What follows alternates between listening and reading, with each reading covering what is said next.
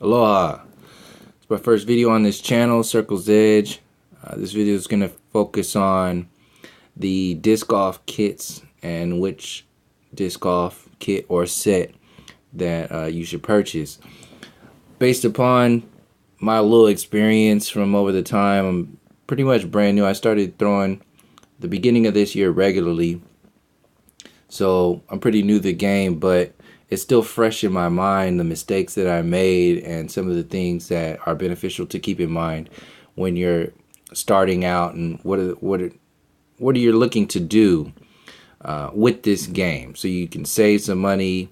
Hopefully this video will help you save some money, save some time, save some energy, and save some frustration when you're playing, because discs do add up. Like your bag, your disc, your setup, your whole kit, it affects your mind in your game, in your during your play. And if you don't have the right setup, or if you have a whole bunch of things that are all over the place, it's gonna throw your game off. So one mistake that I wish I hadn't have made in the beginning was to avoid buying all of these different kinds of discs, in particular putters, before I figured out what I was really looking for. And if I would have understood what it was that was available in these kits and some things to keep in mind, then I would have saved some money, saved some time, and saved some energy. So hopefully this video helps other people in doing that. So first thing to keep in mind when purchasing a kit is that the main thing that you're going to look for is the putter. The putter is the main thing that you're focusing on when you're buying a disc golf set, because your putter is going to be the disc that you're going to be throwing on every single hole, and it's going to affect your mind game. If you don't have the right putter, but you have the right driver and mid-range in your hand, even if you throw a great mid-range and even if you throw a great drive, at the end of that drive and at the end of that mid-range, you're going to have to putt. So if your mind is not right with your putter, it will affect the mind with your driver and with your mid-ranges, your approach shots. So this is why that's one learning thing to keep in mind with getting ready to purchase a putter or getting ready to purchase a set. Now, understanding that, the next thing to keep in mind is the feel of the putter. First things first with that is whether or not you're going to buy a kit with a putter that has a bead or a kit that has a putter without a bead. When you go into the shops and you feel out which putter you like, which is the first thing you should do before you buy a kit, you'll realize that there's a little nub at the edge of at the bottom of the disc. That's a bead, and when it doesn't have it, it's a beadless putter. That's going to be up to you, what feels right with you, whether you like a bead or a beadless putter, and that will determine which kit that you get. Another thing that will determine the kit that you get is the kind of plastic that you really want on your putter. So if, like these kits that you're looking at right now, if they all have the same plastic, I would recommend just go ahead and get whatever disc kit has the right plastic and feel and putter for you. And then if you get like this one, the Trespass, the Truth, and the Escape, just go ahead and deal with that plastic for those discs, because it's fine, it'll work out. The main thing to keep in mind is the plastic and the feel with the putter. Like I said, you're going to be using that on every single hole, and you can adjust your game in the beginning to the type of plastics that are going to be on those other discs. And if they're going to be in a kit, they're going to be pretty baseline, so it's not going to throw you off in a huge way. So keep that in mind. Another thing to keep in mind is what kind of player you are, so, or feeling right now. Like also obviously the financially, can you only afford like however much money or whatever. If you can, like me, when you just start now, like I could only afford like 1 and 2 discs in the beginning, so it was just like, all right, get these 2 discs, go out, get a putter, a driver, go out there and throw and then learn.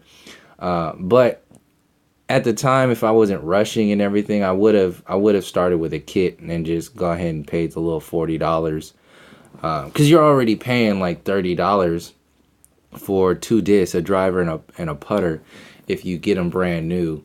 Mine weren't brand new though, the first ones that I got. So I was like, all right, let me just get this little busted used putter and a busted used driver, and then we'll go from there.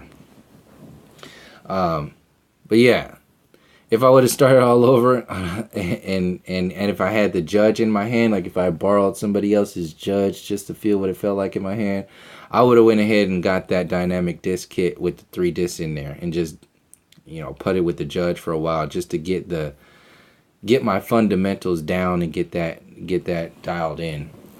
So if the judge or whatever, if the plastic doesn't vibe with you, go put your hands on an AVR, the Innova's AVR. Put your hands on those discs, see if they feel good to you. Maybe Discrafts, the Roach is the putter and the Discraft kit. Then you have, what's another one?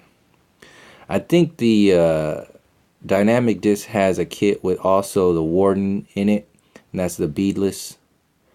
MVP is a good quality company. I really like throwing their Tesla driver. As far as their putters, they're nice for throwing putters, but I haven't felt comfortable with anything consistently as far as from MVP on the putting end.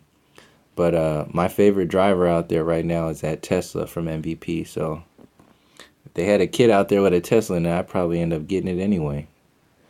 But let's see what else is there.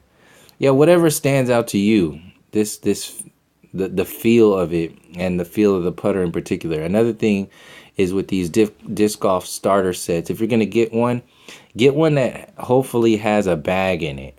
Like the Dynamic Disc I think it comes, that 3-disc one comes with a little carrying bag. Yeah, the little cadet carrying bag. $39 free shipping, 3 discs and a bag. That's pretty much all you need for starters. But like I said, if you don't feel comfortable with that disc, find something else. Find another kit though, because you'll save a little money with purchasing this kit, and you're gonna get some quality discs in there, and you don't have to think about it too much. So it's not gonna mess with your mind. What else is there? Innova. Yeah, whatever stands out, go ahead and get that one. And keep in mind the plastic, the feel, and those beads in particular for the putters. Okay, here's another one, the Discraft magnets. That's another putter that people gravitate towards, the magnets and the jawbreakers. I think there's a jawbreaker kit in here somewhere. I know there is. I think it's on the second page. Point being to keep in mind is just these kits are going to save you money. They're going to save you time, and they're going to save you energy in a sense that you don't have to be thinking about, like, if you have the right disc, you have the wrong disc, should you get this disc or that disc? Don't even think about that. You got your putter, you got your mid-range, you got your driver. Just get out there and throw, and then adjust the bigger parts of your game before the smaller parts of the game, because the smallest part of the game is the disc. As far as I'm concerned, that's the smallest part, because that's not even part of you. Like it's not a part of you until it comes out of your hand. That's when it's the representation of you. But everything that leads up to that disc being thrown out there towards the basket is all about you, your head, like where your mind is, your momentum, your rhythm, everything, your timing, your release points. All of those things are the things that precede suppose the actual disc itself. So the relationship between you and the disc is what really matters in that throwing of the disc. So if it doesn't feel right in your hand, put it down. Don't even get that kit. Don't get that disc. Because if it doesn't feel right in your hand, it's already going to start to mess with your mind game. And if you're starting out with a messed up mind game, you're starting out with on the wrong foot.